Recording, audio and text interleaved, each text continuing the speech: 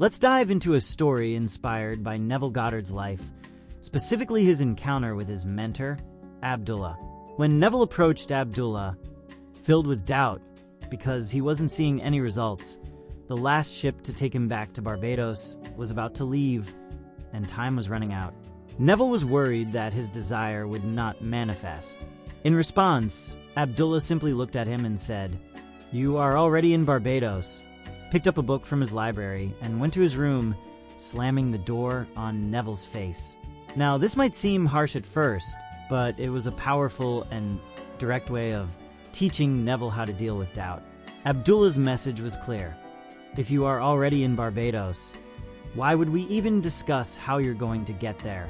The entire conversation about how was irrelevant, and Abdullah didn't entertain it. In that moment, he showed Neville that doubt had no place in the conversation when the state of the wish fulfilled was already assumed. This story serves as an incredible example for how we should deal with our own doubts. Whether you desire wealth, health, a relationship, a car, a home, or anything else, doubt will inevitably show up. That's just part of being human.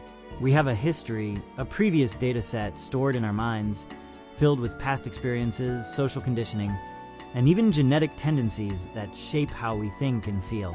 Doubt arises because of this mental programming, because of the past, which may have taught us that certain things are difficult or even impossible.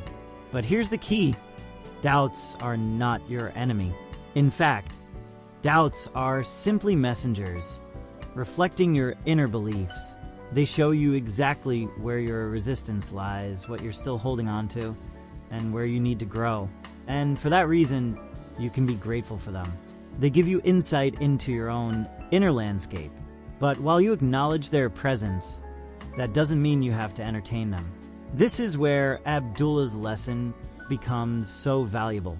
So, how do we apply this lesson to our own lives?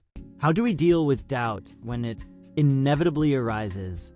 Just like Abdullah slammed the door on Neville's doubt, you must practice slamming the door on your doubts too. Doubts are going to arise. That's a given. You'll hear voices in your head telling you that your desire is too far out of reach, that you don't have the resources, that it's too late, or that it's just impossible for someone like you. But when those doubts show up, don't react. Observe them for what they are, just old mental noise. By observing doubt without reacting to it, you don't feed it with your energy. Instead, you acknowledge its presence, but you don't let it influence your state of being. Think of it as watching rain from your balcony, where you stand dry and unaffected, or watching waves come and go while standing on the shore. The waves of doubt will rise and fall, but you remain centered, calm, and grounded in your state of fulfillment. This is the essence of slamming the door on doubt. When doubt knocks on the door of your mind, it's like Neville knocking on Abdullah's door. You acknowledge it, but you declare with absolute certainty, "I am already in Barbados," and metaphorically slam the door. By saying, "I am already in Barbados," you are affirming that your desire is already fulfilled. It's not something you are waiting for, not something that will happen in the future. It is your present reality. The conversation is over. There's no need to entertain doubt. And this doesn't mean you're ignoring the doubts or pretending they don't exist. In fact, you're fully aware of them, but you don't let them in to stay. You don't allow those doubts to take root in your consciousness. They come like passing visitors, but they don't get to live in your house. Abdullah didn't argue with Neville. He didn't engage in a back-and-forth discussion about whether Neville would get to Barbados. He simply reaffirmed what was already true. You are already in Barbados. This is how you should deal with doubt. When you face doubt, whether it's about manifesting a specific person in your life, a financial goal, or a career aspiration, remind yourself that you are already in your desired state. If it's love you seek, remind yourself, "I am already in the relationship of my dreams." If it's wealth, declare, "I am already abundant and prosperous." Then slam the door on the doubts. Let's break this down with a few real-life examples. Imagine you want to manifest financial success, but every time you think about it, your mind throws up all the reasons why it's not possible. I don't have the right education. I don't know the right people. The economy is bad.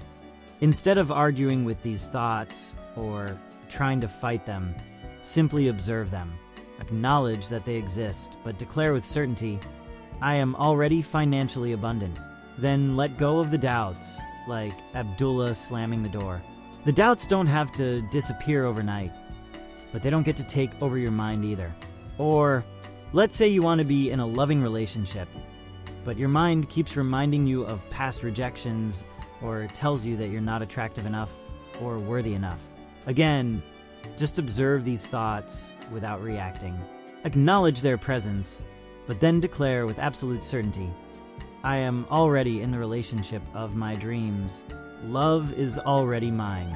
And then, metaphorically, slam the door on the doubts.